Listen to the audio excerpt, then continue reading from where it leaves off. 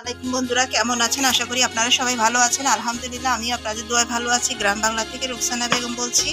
তা আমি আজকে আপনাদেরকে দেখাবো কলা জুস। আমি এখানে কয়েকটা কলা কেটে নিয়েছি, লাগলে আমি এখান থেকে আরও দিতে পারবো। দেখুন, তা চলুন, আমি এখানে আগে থেকেই কেটে রেখেছিলাম, দিয়ে দিচ্ছি আমি ব্লেন্ডার মেশিনে।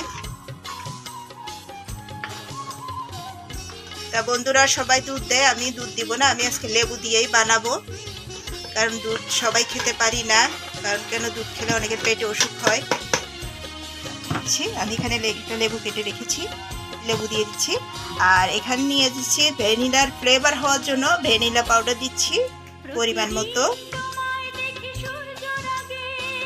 4 চামচের 1 চামচই দিচ্ছি।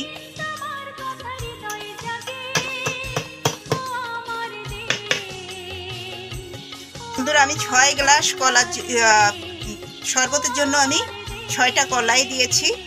আর দিয়ে দিলাম ভ্যানিলা পাউডার, আমার কাছে এসেন্স নাই। আর এখানে আমি দিয়ে দিব এবারে লেবু। দেখুন, আমি লেবুগুলো নিংড়িয়ে দিচ্ছি।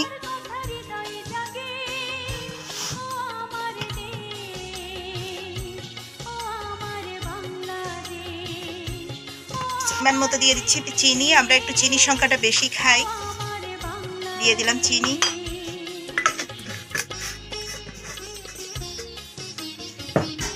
আমি দুধ দিলাম না, অনেকে দুধ দিতে পারে, আইসক্রিমও দিতে পারে, আমি দিলাম না। আমি পানি আর লেবু দিলাম, আর দিলাম ভ্যানিলা পাউডার আর চিনি।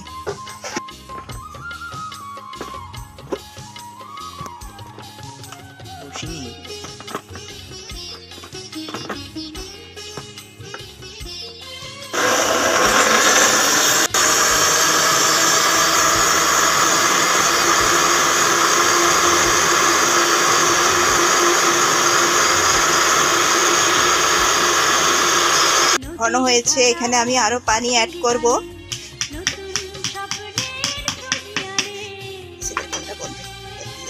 দেখুন, আমাদের কলার শরবত হয়ে গেছে। এভাবে আপনারাও কলা দিয়ে জুস বানিয়ে নেবেন, দুধ ছাড়া। আমি এটা সম্পূর্ণ দুধ ছাড়া করেছি, আপনারাও এভাবে তৈরি করে খাবেন। আর আমাদের সঙ্গে এতক্ষণ থাকার জন্য আপনাদেরকে অনেক অনেক ধন্যবাদ। আজ এ পর্যন্ত। তা আপনারা সবাই ভালো থাকবেন, সুস্থ থাকবেন। ওকে, টাটা, বাই বাই, আল্লাহ হাফেজ।